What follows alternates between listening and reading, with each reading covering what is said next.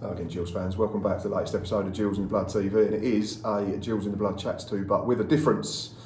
I've been somewhat summoned by this man, Managing Director Joe Comper, to come over and conduct a question and answer session. So, let's do it, Joe. Yeah, I think so. Just to give a bit of background, I see stuff over the weekend, and I think we're very quick to take the praise and be very public when we're doing well. Obviously, things are not going particularly well, and some people will go, oh well, it's just an interview and it's out. We've done it. We asked you to come in and said, look, want questions from the fans. I don't think we can be accused of controlling the narrative. Yeah, I'm literally here to ask the questions. None of this is my opinion or my questions. This is solely a fan's Q&A. I'm literally just relaying the questions to Joe. And I do think I'm not going to set the stall earlier on that you're not going to come in and go, he's useless and he's that and that coach is pants and that's not going to happen, obviously. But I do think I'll be honest about where I think things have gone well, gone badly, what we're doing to change it, and hopefully people will at least get a bit of insight into what we're doing about it, if you like. Yeah, so there's obviously quite a bit of on-pitch stuff at the moment, and there's a fair few bits about off-the-field activity. So we'll start with the first question. This coming from ME8 Gills, and he asked, please, can we have some decent non-knitwear clothing in the club shop? Please look at AFC Wimbledon. They have an excellent range, and I want to spend some money. Yeah, it's right. So we actually went to Wimbledon's shop when we were building our own. They were one of the clubs we went and looked at to see what they do. The shop's difficult. You can't flood it with loads of stuff because then you end up sitting on a load of stock and you struggle to refresh it. Look, the figures are telling us that we're doing things well with the shop. It keeps year on year. It's increasing. There was a lot of demand for dog items, which we put some wonderful Christmas jumpers, which everyone's seen. So we are trying to keep things fresh. Our Macron wear has gone really well this year, leisure wear that we introduced in the training wear. So that's been a big success. But yeah, one of the things we think as we go into the next calendar year, it's different, probably non-Macron leisure wear, which may include some knitwear, I don't know, that we might look at introducing. So Sophie Harding, who sort of oversees the retail side of the business, a new leisure range is something that she's looking at the minute. Okay, excellent. Next one comes from Reese, who is German Gills to everybody on YouTube, so at Deutsche Gills. If you had unlimited resources for a year, what would you spend it on to make the club stronger in the longer term? Yeah, I saw that. It's a good one. I think, let's look at where we are at this moment in time, because that sort of dictates probably where I would spend the unlimited sources that I've not actually got. So I think we've done a lot of work around the stadium. There obviously we know we need a new stand. We'd love to do that, of course. But in terms of what do I think would make a huge difference to the club sustainably for the future, I'd probably develop the training ground for two reasons. One, I think it's important for our first team and our players to have an elite environment. We've got some good surfaces, but other than that, the training ground, we have to base ourselves here at the stadium. But more so, I think our academy, we could really develop what we're doing in the academy. We have to go all the way down to Canterbury at the moment to find facilities that are good enough for our younger players. Being able to bring that up to Midway with enough space to have a 3G and good quality facilities for the parents. Some of these are travelling a long way. And also there's rules around where you can recruit from for an academy. So depending on the age, it's either an hour or an hour and a half that you can travel. So bringing it up to Midway would allow us to sort of still cover all of Kent, but also dip into Essex, South London, and and even Sussex, where I hail from. So we need to set up a GoFundMe page. Yeah. Joe will build us a brand new training. It's something we talk a lot about, and it's actually not completely unrealistic, but we are having to look at how we do it. I think, but yeah, if I was given unlimited funds, that'd be the first thing I'd do. Like Brad's watching. Geordie Reynolds and Lee Clifton have a similar question. So Lee said, firstly, best wishes to Kenny Jackett in his recovery from his illness, and then they've both basically asked, as he has stepped down now, are we actively looking to bring in a new director of football? We're not at the moment.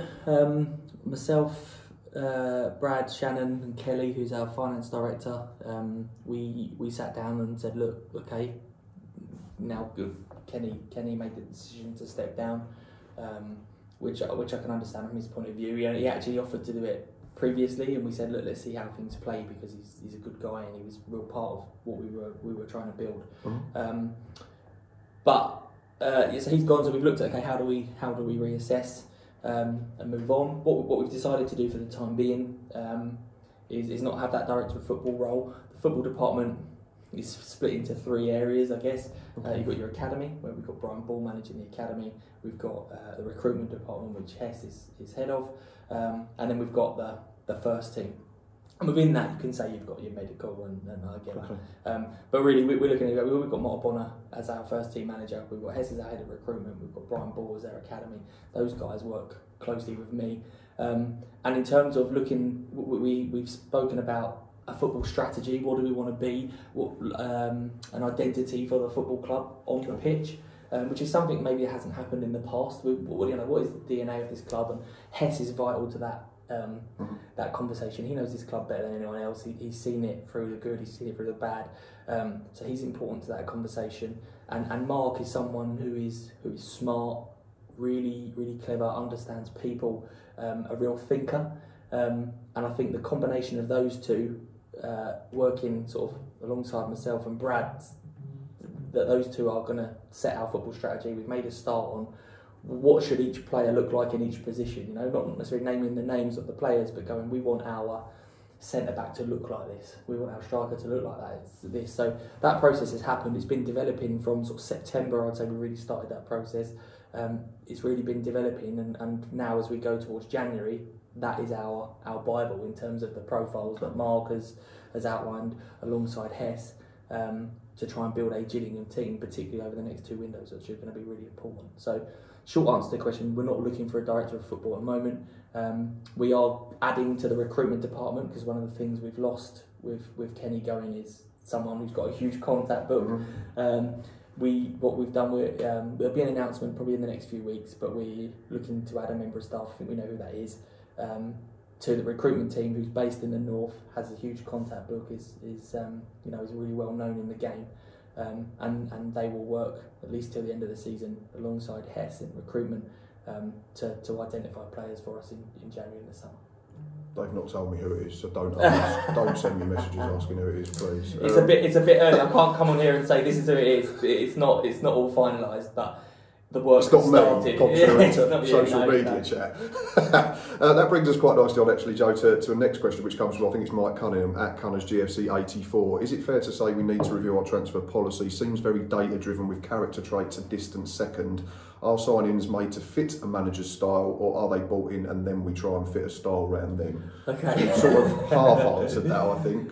Kind of. So let's talk about recruitment and explain what's happened and what is happening.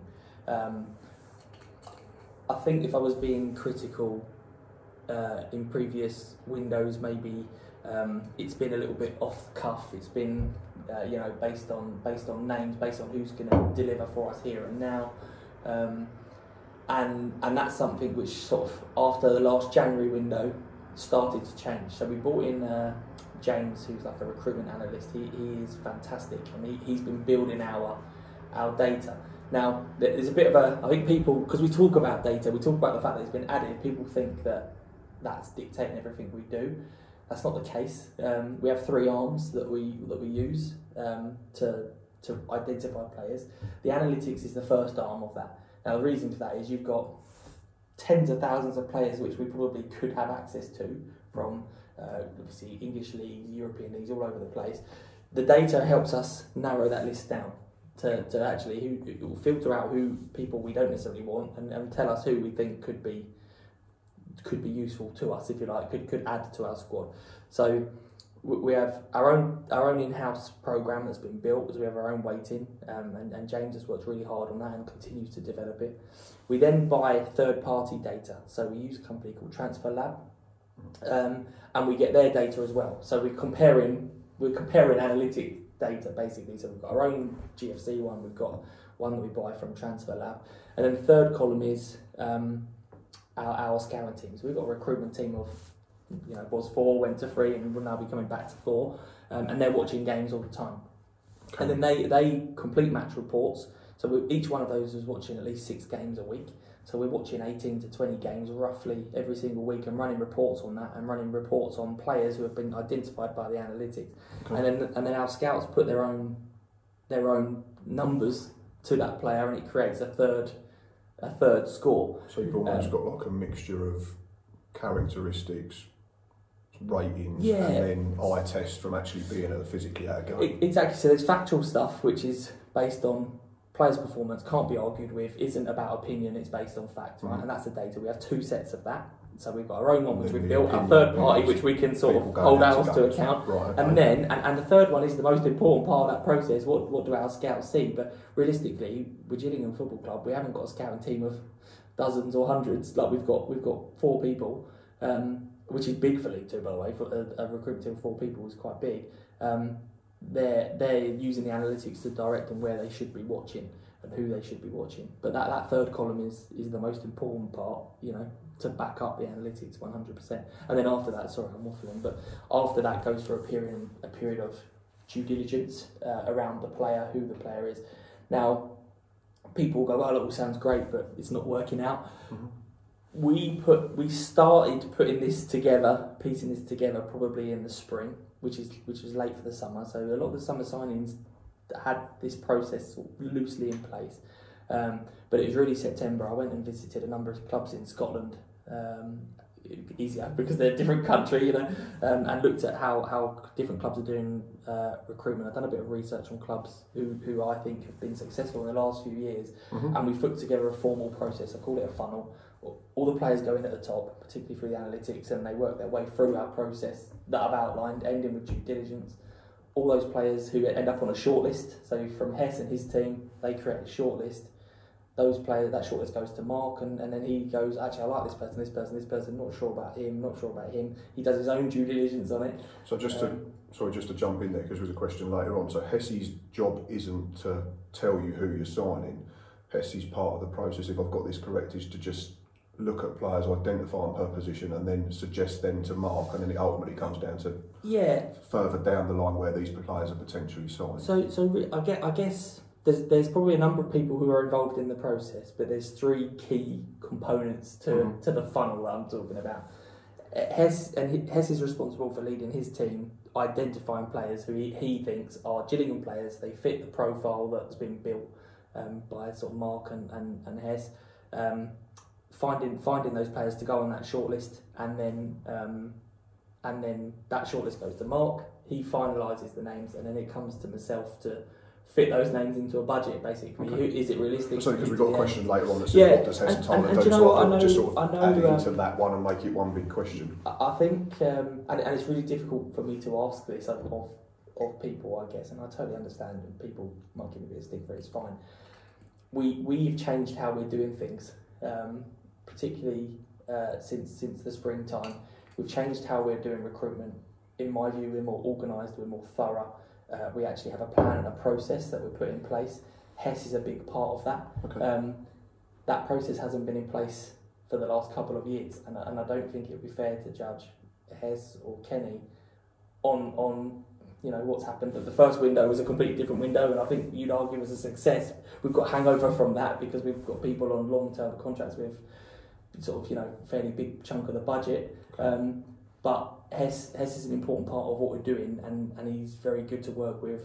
I see a lot in him that he adds to this football club, and he's a key part of it. And I would ask people not to just go, we're wherever we are in the league, he's a problem. That's what made me ask. So it's not Hesse sees a player, that player gets signed and then goes out on the pitch. No, but a lot of the people here now doing the work, I don't think are the problem. I think they are the solution myself. And by the way, I might be wrong. I like to think I'm part of the solution. I might be wrong. If I'm sitting here in a year's time having the same conversation, I deserve some stick because I've had then a year to 18 months to solve the problem and I haven't done it. So my view is Mark, Hess.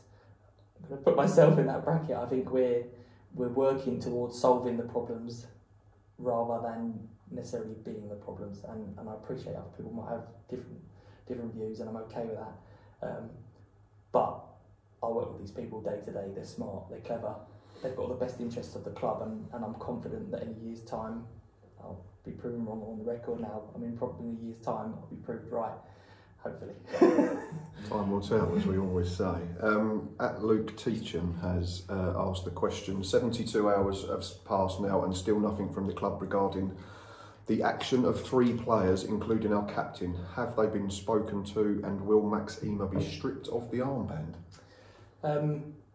My honest answer is I don't know. That's not. I'm never going to go and say who should be playing, who should be manager, who should be disciplined for on-field issues, that sort of thing. That's up to Mark, and also I don't expect him, and I certainly am not going to come and start outing people. The reaction on Saturday, I think, was understandable from the fans. They're frustrated. They've probably been over-promised and under-delivered to for a few years now. So I'm not going to sit here and say that the fans are out of order. I don't think they were. I think they're just frustrated, as we are. Equally, I think there's a lot of players who are frustrated. You know, they're frustrated that we're not doing better. They want to do well. And yeah, on Saturday it appears it wasn't a good blend of reactions. But how players are spoken to, treated, dealt with if they need to be, that's down to Mark. That's up to him. So it's solely a football side, that thing then? Yeah. I don't think it's my place to go in and start dictating what's happening. Certainly in terms of, you know, who is or isn't the captain. Like, my dealings with Max are good. Like, you know, we deal with some sort of more off-field issues, and he's been good to deal with. But yeah, it's up to Mark to decide the on-field issues, and I trust him to do that. You know. Okay. Next one again is from MEA Gills. It's his second one. But how can we engage with and grow the amount of non-Medway based fans attending games? Could there be any type of deal perhaps struck up with South Eastern Railway? Perhaps fans get a discount and they get a logo on a shirt or clubwear? Yeah, it's difficult. I mean, in terms of putting their logo on a shirt or clubwear, that's difficult, because I'm not sure we'd get the value in that in terms of the cash we get from people who are paying for it. So that's probably tricky. We did try, if you remember, I think when we had train strikes, we put on a couple of coaches. Do you remember? And we made quite a big loss on it. It wasn't about making money, it was about trying to get fans who wanted to come here. But there didn't seem to be an appetite for it. We are speaking with South East Rail in terms of doing some stuff at Gillingham Station. Brad personally is involved in a lot of that, and we are trying to build a link to that's more about branding and marketing. Okay. I wouldn't say a partnership is out of the question. It's not something we're doing at the moment. But yeah, I think really how do we grow the fan base? Probably by winning games. The community foundation is a big part of that as well. The community foundation, we've got a couple of school sessions running down towards the south of Kent, and we're looking to grow that as well. So that will be a big part of getting people in who live half an hour, 45 minutes away from the stadium, engaged with the badge and hopefully becoming Gillingham fans. But that's obviously a longer term process of those guys supporting the club. But yeah, that's probably going to be our biggest initiative to grow the fan base, I would say, inadvertently in many ways. Quick one here, maybe just a yes or no answer to say you're going to do it or you're not. No, it's fine. David Moore and Paul Wilson have said, can the LEDs be adjusted during games? Because at times they become very bright, especially on a white background, and it's difficult to see the pitch at the far end from one end of the pitch. Short answer, yes, they can. Or can we use brighter footballs? Yeah, no, we can't. We're dictated to the footballs we use. But we can dim the LEDs. I know we tried to do it on a Tuesday night. Maybe we haven't got it quite right, but yes, they can be dimmed, and it is something we're trying to get right. Excellent.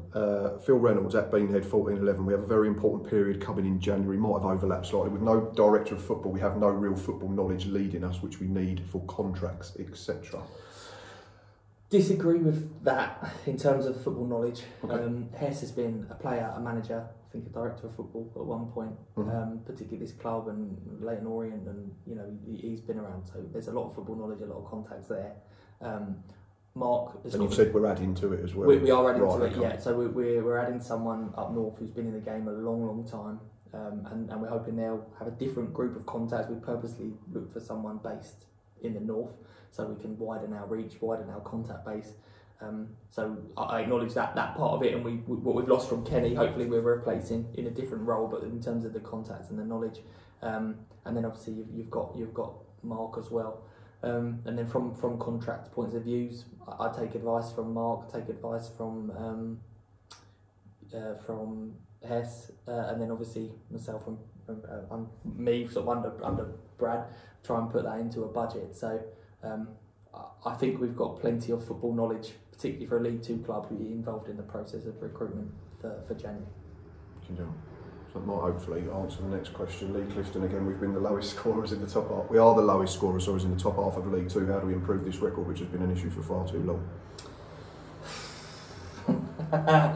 I think, look, we've got goals in the team, from previous years. We obviously need to try and find a way of getting the best out of them.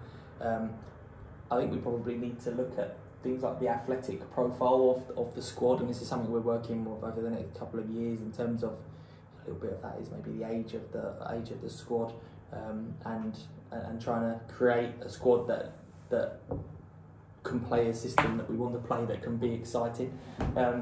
It's quite difficult. If you look at Bradford Bradford away was an interesting point. Like this, it wasn't the most athletic lineup that we could have put out,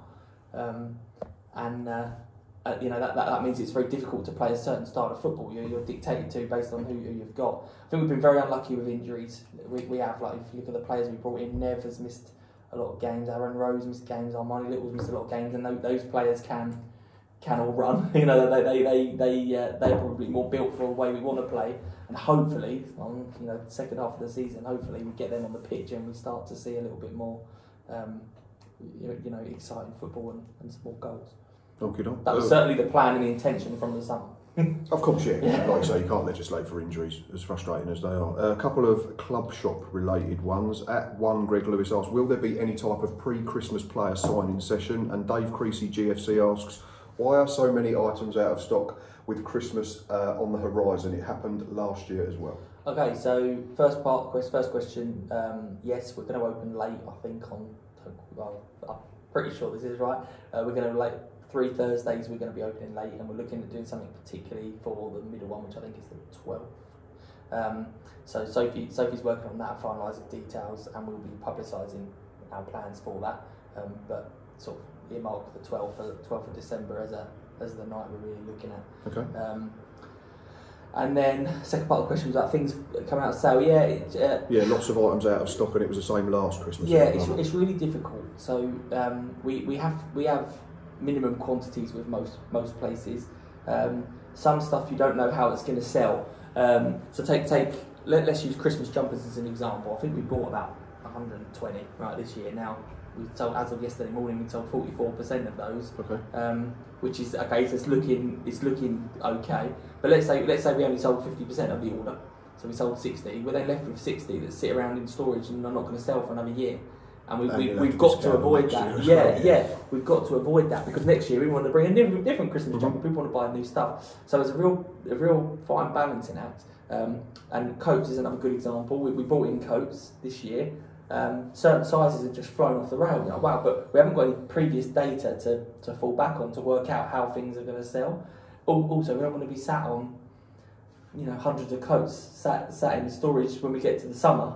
We want to bring out new stuff. So shirts, I think we got a lot better because we started building data. Some of them some sizes sold out, but equally they were replenished very quickly, so they're back before Christmas.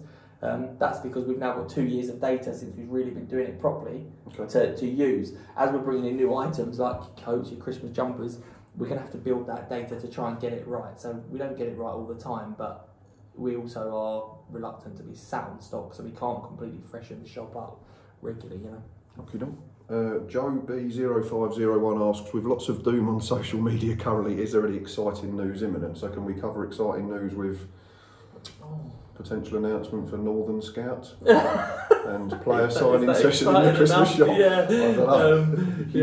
I'm not sure that's going to be exciting. I know I saw someone asked about the fan zone. I'm guessing that's one of your questions coming. That was one, yeah, that is on there as well, how that's coming along. Yeah, I think people are interested to hear about yeah, that. it's still coming along. Brad keeps mocking me for the length of time that things like this happen in the UK. So we've had a noise test on that area, which is ridiculous. A few games ago we had to do a noise test, so that now is going through the process. We have the plans in place, we have the funding in place. Pretty sure we've had consultation with the residents, we've done a noise test. So that's probably the most exciting thing we've got for the fan base on the horizon. I can't commit to a time because it's completely out of our hands, but we are still plugging away, we are still pursuing it, and yeah, more confident now that that's going to happen than I might have been last time the question was asked, but that's probably the most exciting thing we have on the horizon. So it's ongoing, that's good to know. Ant Hedges asked, do you feel, despite it being out of your control, that Gills' Twitter X is too toxic, or do you try not to take too much notice? No, do you know what? It's funny, my wife asked me the other week, she's like, why are you reading it? And I'm like, because it's totally fair. You know, we've been a football fan for a long time. It's frustrating, and I think it's years worth of build-up. Mm-hmm. It's not like it's not just this season. No, it's not just this season. It's years worth of build-up. The expectations were raised, and at the moment we're not delivering. So we all deserve a bit of flack for that. If I'm honest, I can sit here and ask the fans to stay behind us, you know, like them stick with us. But actually, I think it has to be led by us in the club. We've got to give the fans something to get behind. That's all of our jobs, and I personally, I'm going on a bit of a tangent here, but I do think a lot has been put into this club by Brad and Shannon. Mm-hmm. I think the fans have got behind it. You know, we started the season with 7,000 plus coming to the games, and the businesses have got behind us, supporters have got behind us, everything's gone right. Brad and Shannon have got behind the club by investing in players' lounges and all these different things. And actually now it's time for the people who are employed, and I'm including myself at the top of that, by the way. I'm not throwing anyone else under, I'm putting myself at the top of that. It's time for us to deliver for Brad and Shannon, for the fans, for the businesses, if you like, from the commercial department. But it's time for me, it's time for a recruitment department, it's time for the first team, it's time for the coaches. We have to deliver, and it's as simple as that. I don't think I'm not going to sit here and go, the fans need to do more, or Brad and Shannon need to do more. They actually don't, they've done their bit.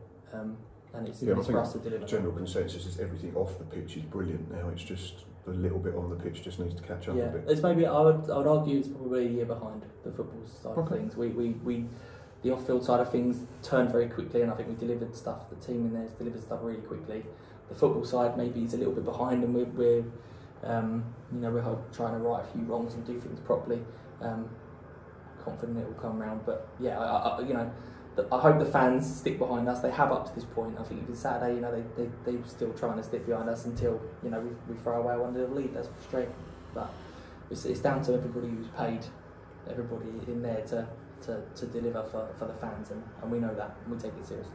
Moody Blue 2 asked, when are we going to see the attacking football that we were promised? I think you've covered that when we asked Lee's question about being lowest scorers and trying to improve that situation, getting people back on the park, recruitment, it all comes into that, I guess.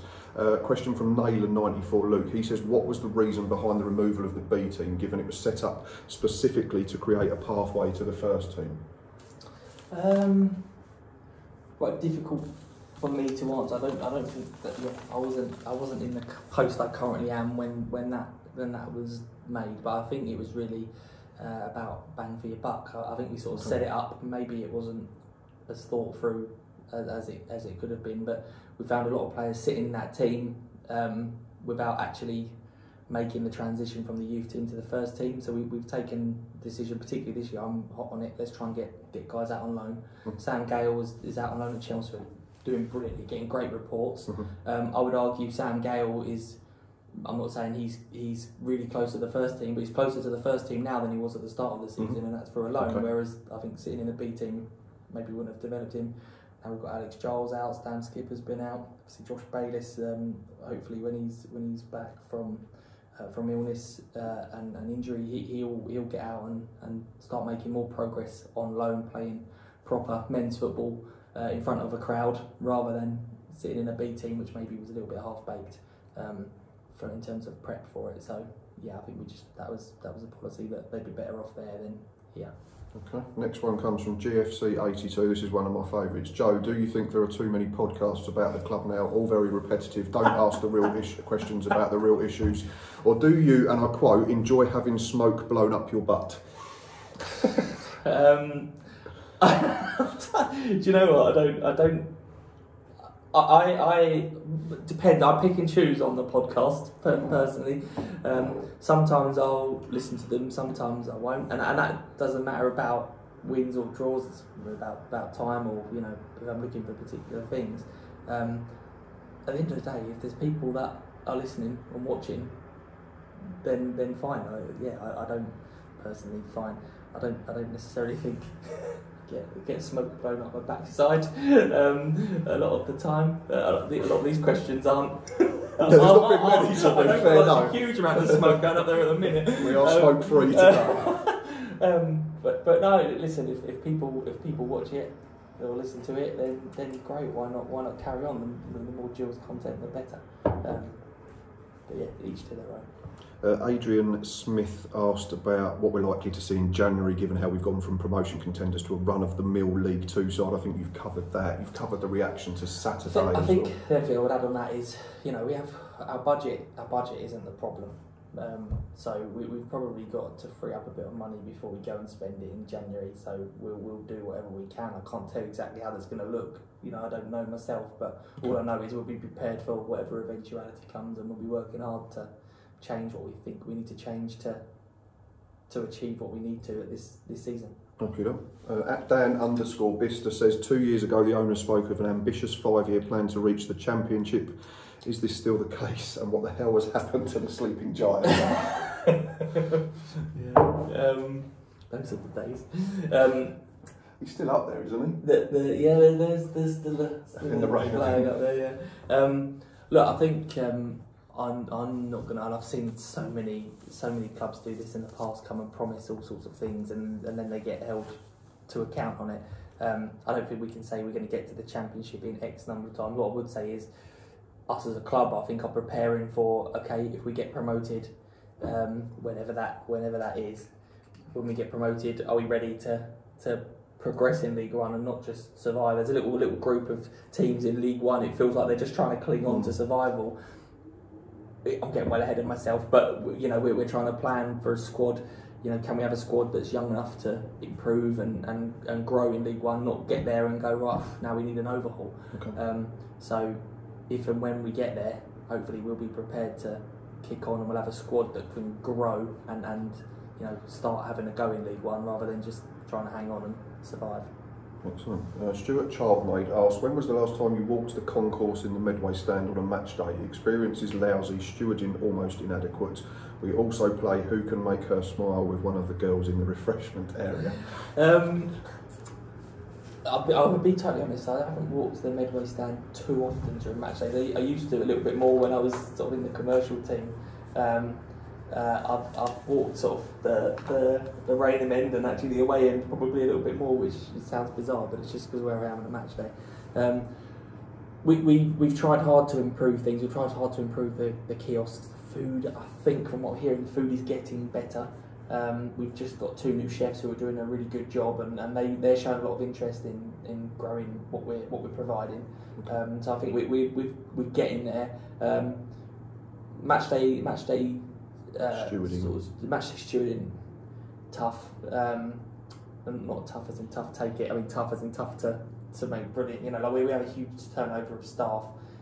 John Harvey, who is our acting safety officer, you know, he's got a huge number of staff that are in and out, and it's very difficult to, when they're here once every 2 weeks, to, you know, really grow a culture within that group of staff. Okay. I did do a presentation myself to the kiosk staff and the stewarding staff at the start of the season about our club culture, our club vision, what we wanted to be, and we want them to be a really important part of that. So we're aware of it, and we're trying to improve things, but yeah, it's not a quick fix. But I will make a point. I'll make a note on my phone to come down and have a look at the Midway Stand on the next game. So, okay. If Stuart spots me, grab me, and I'll like to hear it in person. Another Stuart Lewis66 says, absolutely pointless exercise this. We all know the problem. He sits in the dugout and talks a lot. Even Ed Miliband could work that out. I sort of covered that at the start. So I think I don't see Mark as the problem. I think we've chopped and changed managers in the last 2 years. We've gone through a couple of managers. We've tried different types of managers. I will go based on what I see day to day. I see a person who his car. If I arrive here, his car's in the car park. I leave, his car's still in the car park. He's working really hard. He's got a great, really good team of people, and I just have to sort of, my personal view, I've got to sort of block out the noise from people who are maybe seeing just what's happening on a Saturday, and I've got to look at more of a holistic approach, look at what these guys are doing day in, day out, and I'm confident that we will see the fruits of their labour at some point, hopefully soon. But yeah, and hopefully this isn't a completely pointless exercise, but I'll let the viewers decide. Justin Richens asks, can you possibly look at ticket allocation in the Midway Stand? Recently been in there with kids and had to listen to adults dropping C-bombs regularly. But isn't there a family section? Or is there is a family section, yeah. So that shouldn't be happening. The blocks down the end of the Midway Stand are the family areas, so we shouldn't have that sort of behaviour. We should be stewarding it closely, but I'll have a chat with Ben and Joe in ticketing to see whether there's anything we can do to Justin's not specified where he sat in the Midway Stand, so I don't know what block I'm guessing, we have a family area at the other end of the Midway Stand towards the Rainham end, so that area really we should be policing closely to make sure it is a family environment. So I'll have a chat with Ben and Joe, see what we can do, and also try and see if the stewarding can be a little bit more hot on that behaviour, particularly in that area. Spider Jacko says, when we have bigger attendances, i.e. cup games, can season ticket holders possibly enter through any turnstile rather than queuing in the Gordon Road stand for ages when others aren't busy? Short answer is no. For safety reasons, we have to have you have to enter a certain stand through a certain turnstile, and that's to stop. So let's say the Rainham end sold out, 2,400 people in there, so 200 people buy Gordon Road tickets to get into the Rainham end. We're then over capacity in that stand, so we have to manage. And I know it sounds a bit ridiculous because people can free flow in many ways. Based on where your ticket is allocated. But you have to go based on where your ticket is allocated. Otherwise, you end up with a situation where you've got too many people entering part of the ground. I think you've already answered this, but Steve Joyce asks, and he put, I don't expect you to ask this, so I will. Has the manager lost the dressing room? No. Short answer. Fipsy79 GFC asked about the fan zone. You've already covered that.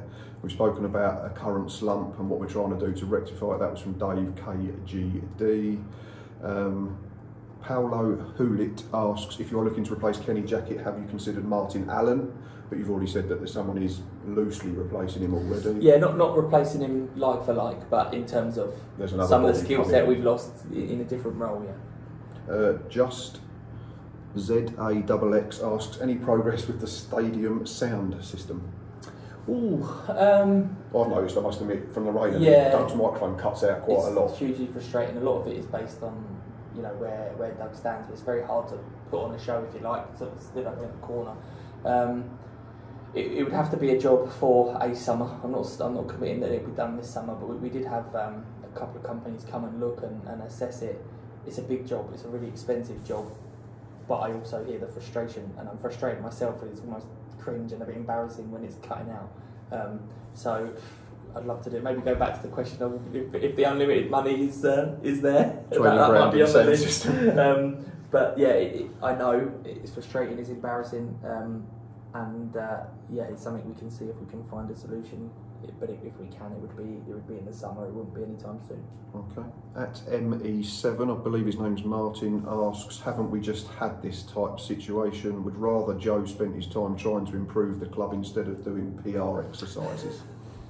I'll do my best. You know? I said I'm just asking the questions. It's a difficult one because I get it. I actually get the sentiment. In some ways, people don't want to hear me talking about fan zones and PA systems. They just want their football team to do better. I get it. Equally, I get a lot of criticism for, why aren't we communicating? Why aren't we asking people's questions? So I would argue this is part of my job. I'm trying to talk to the fans, trying to give people an insight into what's gone on, what's going on, and we'll inevitably take some stick for certain answers. Fine. I just think it's important, and it's something I personally believe in. I know Brad and Shannon are particularly keen on it, that we're voiced in. We're engaging with the fans. That's what we're trying to do. Fair enough. At Martin_Luff asks, why isn't the youth team producing players who then go on to make an impact in the first team? I mean, I think it's a little harsh. Look at Joe Bode. Would be the one he's come out in the last couple of years. Spoke earlier on about Sam Gale and Alex Giles, Stan and Josh. It's very difficult. It's a huge jump to come out of the 18s and go straight into the first team. It's a huge jump. People underestimate it. I underestimated it before I sort of got into this work, if I'm honest. It is a huge jump. So there is a bit of a process almost between that, like I was talking about people going out on loan, you know, giving people that time. We committed to the process, if you like. Harry Webster obviously signed a new deal. Stan Sargent come on against Stevenage, which was great. So you know, I feel like we're trying. Yeah, I feel like we're trying to get people through. We have got a lot of talent coming out of the academy, and but it's not it's rarely a simple process of someone so good they just walk out of the 18s into the first team. You know, it's like a Joe Bode situation where he's gone on, had a few loans, spent probably a couple of years trying to break in, and he's pretty much there. Yeah. Ali Gills asks, what does Hessenthaler do? Andy Hessenthaler, that is, we've already covered that. Robert D, and then a lot of numbers, asks, Brad spoke previously about the South American market for potential signings. Is this something we are looking at either in January or more generally moving forward? Yeah, so I spoke earlier on about the different analytics programs that we've got, our own one, and the one we buy in, we actually cover 20 leagues, so we cover more foreign leagues through that than our own one, just because of the size of our department. Brad's really keen on it. You can only bring in two foreign players to play. I think there's a lot of restrictions around it, but we are trying. We have people in on trial. We're not going to do it just as a PR exercise or a bit of fun. If we bring players over from these, so particularly South America or even from the European leagues, it'll be because we think they're good enough. But it's something we're dabbling with, we are looking at, and Hess is working on. But yeah, it's something we'd love to do, but we'll only do it if we find the right players to do it. I know Stuart Lewis would love another Jorge Hurtado. He was impressed with him in the 3 cameos that he had last January. Yeah, that was a Kenny shout. Yeah, Kenny spotted him and thought he was great, and it's a shame he got injured. Yeah, definitely. Tony Woodrow asked about space money being made available for players in the transfer window, particularly a playmaker. I think we've covered that already. Some slightly longer-winded ones here. Chris B asks, given our scoring woes in recent times, understand lots of that was from the previous owner's regime. Is the short to mid-term plan to make us more free scoring and creative, or is it just a case of getting out of League Two by any means? No, I sort of touched upon that, didn't I, about going into League One and being prepared. So we're trying to maybe change the age profile of the squad, maybe have more players who are in their prime, or going into their prime. That's sort of an intention as part of our squad planning process. But yeah, it's about trying to build a squad who can play in systems that we think are going to score more goals, and yeah, we'll continue to work towards it, of course. Another Chrissy Payne says, how can we possibly improve the atmosphere at home matches? Would a singing sections with flags, scarves, etc. be possible where like-minded fans can congregate without being in the way of those who do not want to participate? Crystal Palace in the Premier League is a great example in this country, and clubs abroad have it, and it works really well and looks very impressive. I actually think we already have one organically. So if you look at Rainham End, Block 4 at the back, I think, and then also Block 7. So I put my son in the back of Block 7 the other day because he wanted a bit of atmosphere and not sit in the direct Block 7 and atmosphere. I don't think I've ever heard that. Yeah, at the top of Block 7, there's a bit of a crowd there. I hear them. They had their plant put out the other week. Listen, I'm not a massive fan of forcing something to happen. I think number one, when we win games here, the atmosphere is great, right, and it happens naturally. That's the most important thing. I don't think we want to force it. I don't think we need to try and create something, and I don't think it will work. I think winning football matches, we have a crowd that will make a noise if we give them something to make a noise about. Simple as that. That's my view. Maybe a simplistic one. We've got a couple of questions regarding Director of Football from Nicholas Coote, Head of Recruitment, and Scoops as well, about the objective of getting out of League Two, but what are the objectives and strategies? I think we've covered that. Nick asked one more question though, how would you rate our season out of 10, and how do programme sales digitally compare to hard copies? The rating the season out of 10 I'll do at the end of the season, if you don't mind. That's fine. Because I think it's a long way to go. I keep moaning, winding Brad up and saying it's a marathon, not a sprint. You can get sucked into the here and now when things aren't going well, but you know, we're 2 points off the playoffs now, but it doesn't feel great. We could end up getting to the playoffs, getting to the automatics, win at Wembley, whatever it is, and all of a sudden everyone feels it's a 9 or a 10. So we'll leave that.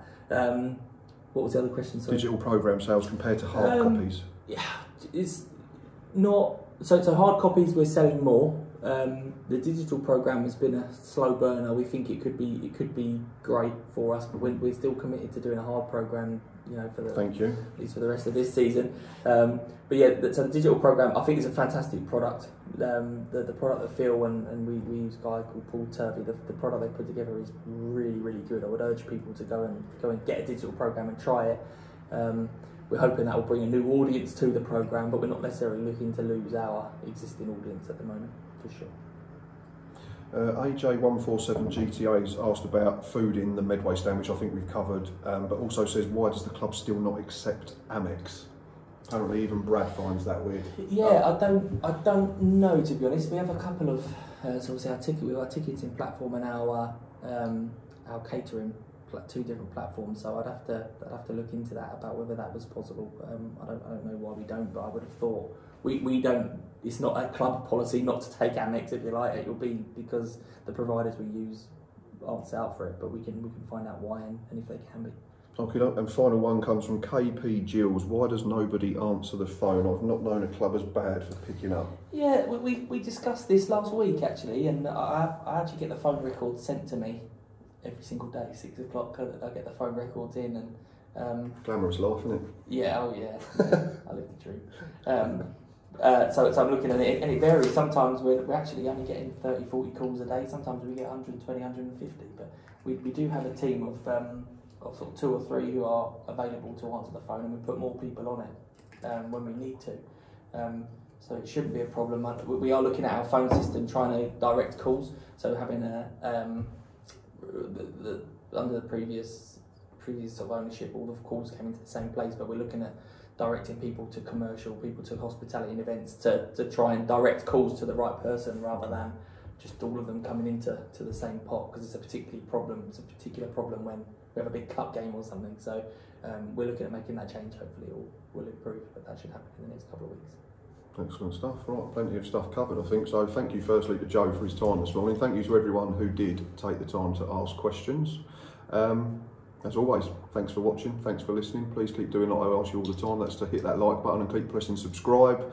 No game this week, unfortunately, so free weekend for everybody, and then it's all systems go towards Bromley next week, and then Salford at home at the weekend after. But until then, enjoy your week and up the Gills.